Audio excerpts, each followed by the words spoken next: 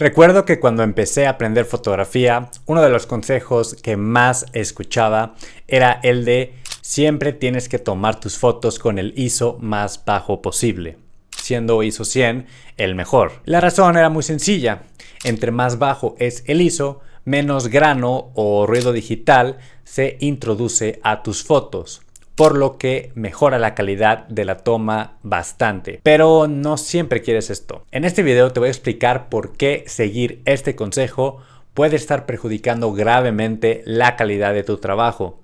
Y te voy a compartir un tip que te va a permitir tener resultados maravillosos sin tener que preocuparte mucho por el ISO o por el ruido digital. Mi nombre es Imran, el brujo fotográfico, y estoy aquí para ayudarte a mejorar tu fotografía con videos semanales en donde te daré todo tipo de tips y de consejos.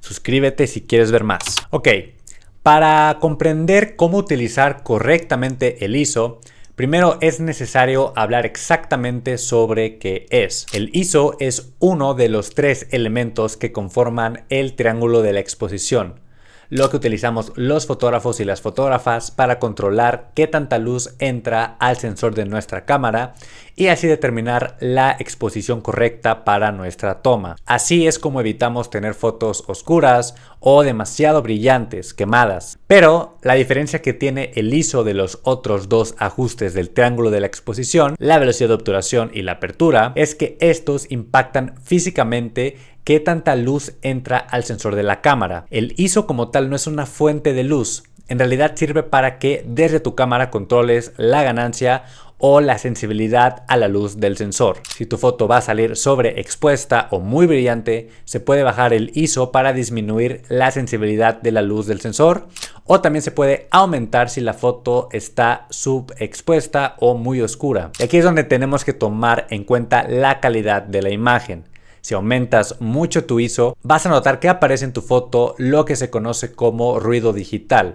Y como puedes ver, si comparamos estas dos fotos tomadas con diferentes ISO, el ruido sí hace una diferencia significativa, pues hace que se pierdan detalles y claridad. Pero un error común es pensar que el ISO es lo que crea el ruido.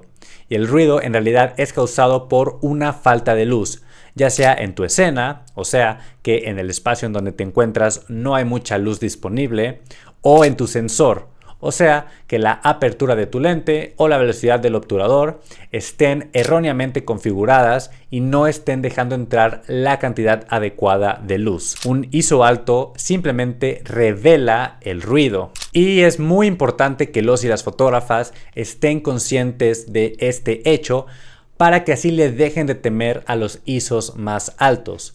Porque si en tu mente tú tienes la idea de que ISO alto es igual a malo, lo más probable es que en una situación en donde haya poca luz, le des mayor prioridad a tener un ISO bajo para así no tener ruido, incluso si esto significa ajustar incorrectamente la velocidad de obturación o la apertura, resultando en una imagen mal expuesta. Aquí tenemos dos fotos que tomé, una utilizando ISO 6400 y la otra con ISO 800.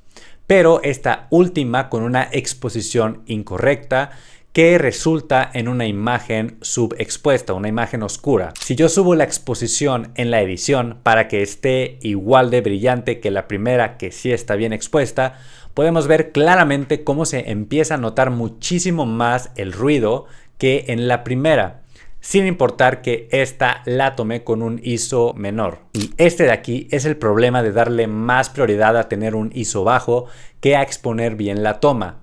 De nuevo, la falta de luz es lo que crea el ruido, no el ISO. Por supuesto que si estás en una situación en donde si tienes mucha luz disponible a tu alcance, o tal vez si estás en un ambiente controlado y tienes la opción de tomar una larga exposición sin que salga borrosa porque tienes un trípode, puedes bajar el ISO a 100 sin ningún problema, porque en este caso tu apertura y velocidad de obturación ya están permitiendo que entre la cantidad adecuada de luz a tu sensor y pues no tienes necesidad de agregar artificialmente luz aumentando el ISO. Pero si tus sujetos se andan moviendo, tal vez no tienes tripié o no hay tanta luz como te gustaría en tu escena, es probable que tengas que subir el ISO para usar velocidades de obturación más rápidas y así poder congelar la acción.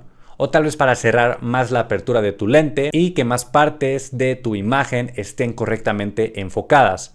Porque recuerda que velocidades rápidas y aperturas más pequeñas van a reducir la cantidad de luz que entra a tu cámara, lo que introduce ruido digital a la toma, pero muchas veces esto es necesario si quieres lograr el objetivo de congelar la acción, por ejemplo. Ahora sí, vamos a hablar específicamente del ruido. Como te comentaba, en varios lugares donde se discute fotografía, el ruido es tratado como algo que va a arruinar por completo la foto. Y aunque claro que sí existen algunos escenarios en donde esto puede ser cierto, realmente la reacción tan negativa de muchos y muchas fotógrafas al ruido, pues es, por decirlo menos, exagerada. Cuando nuestra mente está enfocada en evitar que salga ruido en la imagen para que no se arruine, pues podemos provocar otros errores que son incorregibles, como una foto movida o fuera de foco. En cambio, si tienes maneras de disminuir el impacto del ruido digital en tu fotografía y tener mejor calidad en tus tomas, incluso si utilizas un ISO alto.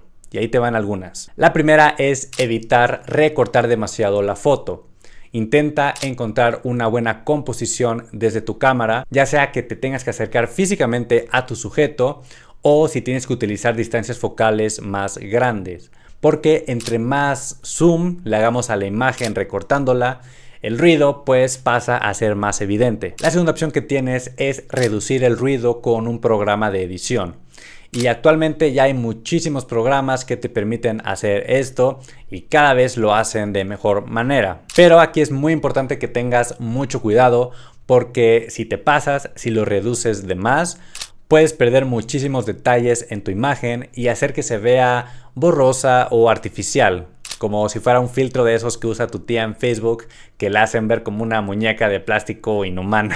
Y por último, por supuesto, es exponer correctamente nuestra toma. Eso va a ser lo mejor. Así vamos a evitar que tu foto salga subexpuesta y que tengas que subir la exposición en tu programa de edición y que se note más el ruido. Otro factor que va a determinar qué tanto ruido aparecerá en tu toma es directamente tu cámara. Y es que una cámara de sensor completo te va a dar mejores resultados en situaciones de poca luz que una cámara con un sensor recortado. Por esto, el ruido de 6400 se puede ver muy diferente al ruido de otra cámara con el mismo ISO. La recomendación aquí es que experimentes con todos los ISO disponibles que tiene tu cámara para que así puedas ver cuáles son los límites de tu propio equipo y sepas hasta qué ISO puedes llegar sin que el ruido digital ya se vuelva demasiado y ya llegue a afectar de manera significativa la calidad de tu imagen. Entonces toma la misma foto, simplemente ve cambiando el ISO y compara tus resultados en un monitor. Si después de esto todavía te cuesta mucho ajustar adecuadamente el ISO y tus resultados no son los que buscas, te recomiendo que pruebes utilizando el ISO automático. De esta manera tú te puedes concentrar en ajustar los parámetros que sí hacen una diferencia creativa en tu foto, o sea, la velocidad de obturación para congelar la acción o captar movimientos si así lo deseas, y también la apertura para enfocar gran parte de tu imagen o tal vez desenfocar el fondo como ahorita y crear un estilo más cinemático. Y así dejas que tu cámara se preocupe por ajustar el ISO de manera correcta. Eso también puede ser muy útil en situaciones donde hay variaciones de luz en tu escena y pues no quieras perder tiempo valioso ajustando el ISO de forma manual, porque tu cámara lo va a hacer en milésimas de segundo por ti. Por ejemplo, como cuando quieres fotografiar, digamos, una boda y tienes que estar saliendo y entrando de un salón. La velocidad aquí es clave. Y yo sé que hay muchos y muchas puristas de la fotografía que si no usas modo manual ya es como un pecado capital, pero no. De nuevo, intenta conocer tu equipo y tú te vas a dar cuenta de qué funciona y qué no. Y si ya has utilizado antes este modo del ISO automático y sientes que la cámara elige ISOs muy altos, pues tengo que decirte que el problema realmente no es tu cámara. Esta está simplemente eligiendo el ISO que mejor va a hacer balance con los otros ajustes del triángulo de la exposición. Siempre y cuando obtenga luz suficiente con la apertura y la velocidad de obturación, el ISO debería de permanecer bajo y el ruido no debería de ser un problema. Si este video te ayudó, me puedes ayudar a mí con un like para que YouTube se lo recomiende a más personas. Suscríbete para más tutoriales y también si te interesa conocer y analizar el trabajo de fotógrafos y fotógrafas que han destacado destacado, al igual de ver mi trabajo y acompañarme cuando hago estos mini vlogs de fotografía callejera. También te recomiendo que me sigas en TikTok e Instagram, ya que ahí respondo mensajes, preguntas que me hacen y también comparto contenido extra. Como siempre, recuerda experimentar, practicar y sobre todo divertirte con tu fotografía, que pues para esto lo hacemos. Te veo en el siguiente video.